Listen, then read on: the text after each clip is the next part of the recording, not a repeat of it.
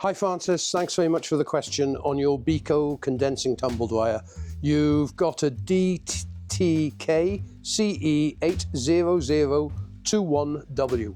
I've got some good news and bad news. Firstly, your daughter was right in her diagnostic on the machine. You are hearing a humming noise. This is usually because when you start the machine, the drum is trying to turn, but the capacitor has failed on the motor, and this creates a humming sound from the motor. You can sometimes test this by taking the lid off the machine and giving the drum a push as you start the button to start the machine. If the drum rotates for a few minutes while on one rotation and then stops and you hear a humming noise again, then this is usually the capacitor on the motor. The bad news I've got for you is the capacitors on this model of machine are built into the motor. I have no idea what this industry is doing nowadays. They seem to be building in obsolescence at every point. The old tumble dryers, and I'm only talking a couple of years ago, were all using external capacitors on the motor. So when the capacitor failed, it would only cost you £10–15 to replace the capacitor. But because they are failing with internal capacitors, you have to buy the whole motor, which is ludicrous. I mean, you'll most probably spend nearly £100 on a new dryer motor. So what I've done for you is in the description on this video, I have managed to get you the full workshop manual. This workshop manual will take you through not only how to dismantle the machine to gain access to the motor, but it will also be telling you how to test the motor using a multimeter. And the manual is very good. Beko are good at producing data on their dryers.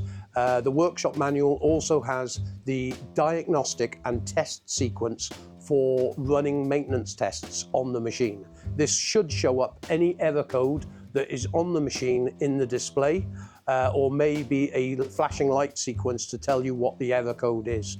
But do take your time going through the workshop manual to actually understand firstly how to diagnose the problem, secondly how to test the motor and get the machine up and running again. If you do manage to get the machine up and running again, it is very important that you do some maintenance on the machine.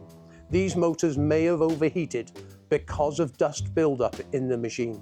People don't do enough maintenance on dryers. Heat pump dryers, condensing dryers and vented dryers, they're all the same.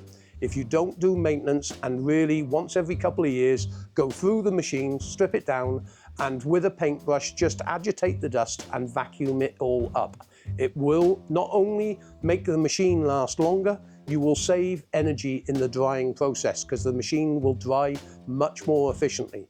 Now, the condensing boxes on your condensing tumble dryer, take outside and give it a good blast in both directions. There's two different airflows in the condensing box. One goes in the side, which is the cool air, and the hot air circuit runs through straight through the actual box.